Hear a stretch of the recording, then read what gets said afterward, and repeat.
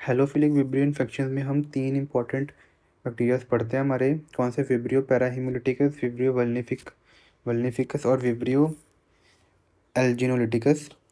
तो ये हेलोफिलिक है, मतलब कि ये सॉल्ट कंसनट्रेशन हाइयर पे अच्छा से सरवाइव कर सकते हैं और ये टॉलरेट कर सकते हैं अप टू 6%।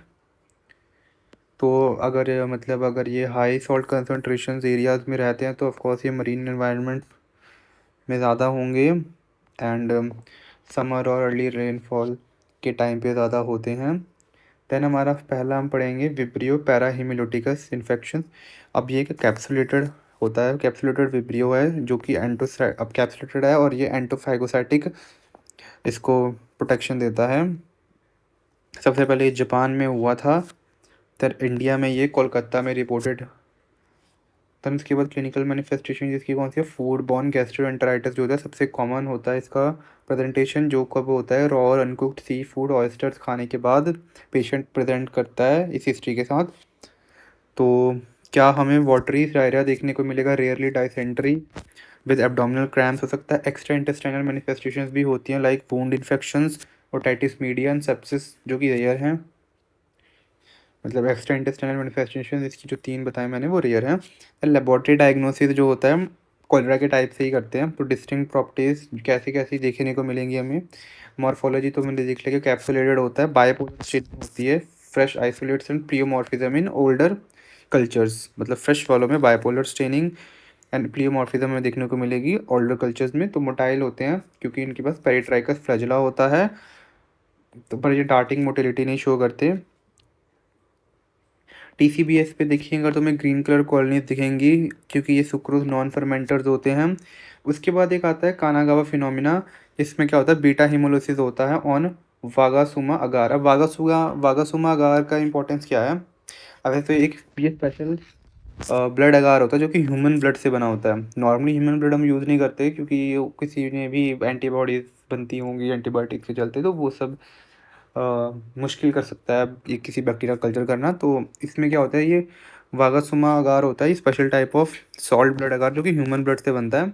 अब इसमें ये होता है कि अगर तो इस वागासुमा अगार पे बीटा हिमोलिसिस हो रही है तो वो हिमोलिटिक है तो वो पैथोजेनिक होगा। नॉन हिमोलिटिक बीटा जो नॉन बीटा हिमोलिटिक है वागासुमा अगार पे वो नॉन पैथोजेनिक है।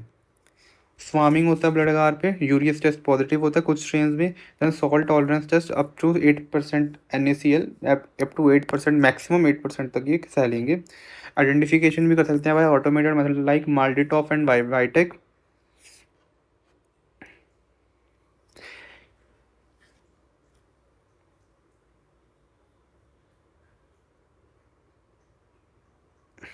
अब इनमें क्या होता है? इनमें एक 2 टाइप 3 सेक्रेटरी सिस्टम होता है सेल वॉल के अंदर जो कि हेल्प करता है directly injection of bacterial protein into the host cell, जो कि इनकी पैथोजेनेसिस में हेल्प करता है। देन अगर हमारे ट्रीटमेंट है तो ट्रीटमेंट इसका जो गैस्ट्रोएंटेराइटिस होता है जो हमने पढ़ा, food borne gastroenteritis by of uncooked sea food oysters, तो उस वो सेल्फ लिमिटिंग होगा। ट्रीटमेंट वही कोलेरा के लिए कि फ्लूइड रिप्लेसमेंट और इलेक्ट्रोलाइट करना है। सीवियर गैस्ट्रोएंटेराइटिस और एक्स्ट्रा इंटेस्टाइनल मैनिफेस्टेशन जो होती हैं वो तब हो सकती हैं कि बंदा जो भी है पेशेंट है वो कोई डिसीज़ से सफ़र कर रहा है, लाइक डायबिटीज़ हो गया, प्री एग्जिस्टिंग लिवर डिसीज़ हो गया, या आयरन ओवरलोड स्टेट्स हो गए, या इम्यूनोसप्रेशन हो गया। ड्रग ऑफ चॉइस हमारे डॉक्सीसाइक्लिन और मैक्रोलाइड होगी, वही हम इसको देख करेंगे कि ये हम सीवियर केसेस में यूज़ करेंगे। और अगर प्रूवन बैक्टीरियमिया हमें पता है कि है ब्लड में तो हम डॉक्सीसाइक्लिन करेंगे प्लस सेफ्ट्राओक्सन जो है वो रिकमेंडेड है। देन आते हैं हम विब्रियो वल्निफिकस पे, जो कि ओनली लैक्टोस फर्मेंटर है। विब्रियो मोस्ट सीवियर इन्फेक्शंस करता है विब्रियो स्पीशीज़ में। क्लिनिकल मैनिफेस्टेशन जिसकी 2 सिंड्रोम्स आती हैं, primary sepsis and primary wound infections.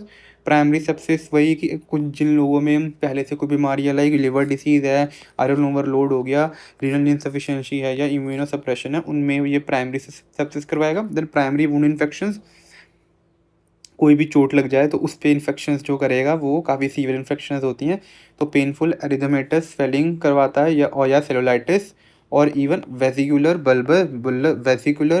बुल्लस और नेक्रोटिक लीजन्स करवाएगा, वही कि जिनमें कोई पहले से कोई डिसीज़ हो रही है। इसके लेबोरेटरी डायग्नोसिस में कल्चर फ्रॉम ब्लड और कुटेनियस लीजन्स, ब्लड और कुटेनियस लीजन्स लेंगे, वो कल्चर करेंगे। लैक्टोस फर्मेंटर हमने पढ़ा है इसको, जो कि इसको बाकी सारे विब्रियो से डिफरेंशिएट करेगा। आइडेंटिफिकेशन हम इसकी ऑटोमेटेड मेथड जैसे माल्डिटॉफ एंड वाइटेक्स से कर सकते हैं।